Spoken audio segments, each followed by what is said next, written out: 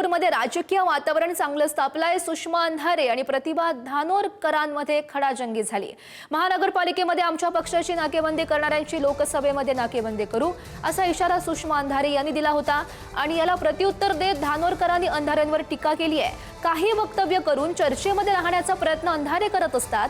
चंद्रपूरमध्ये भाजपसोबत जाऊन शिवसेनेनं भूमिका बदलली तेव्हा कुठे होत्या असा प्रश्न देखील धानोरकरांनी उपस्थित केला। आम्ही महापालिकेत आमची वाट अडवायचा प्रयत्न केला।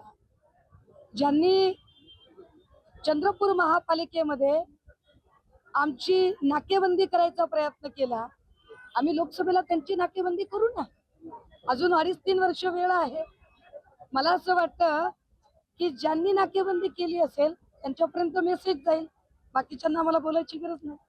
मागच्या वेळेस देखील नाकेबंदी करायचा प्रयत्न अनेकांनी केला, पण ती नाकेबंदी तोडून जनतेने मला या लोकसभेच्या सभागृहापर्यंत पाठवलं आणि मला विश्वास आहे, माझा मतदारांवरती विश्वास आहे, जनतेवरती विश्वास आहे। यावेळेस देखील ती नाकेबंदी तोडून मला नक्कीच या लोकसभेच्या सभागृहापर्यंत जनता पाठवेल आणि खऱ्या अर्थानं निवडणुका काय असतात, निवडणुका कशा लढवल्या जातात याची इत्थंभूत माहिती ही सुषमाताईंनी देखील या ठिकाणी घेतली पाहिजे।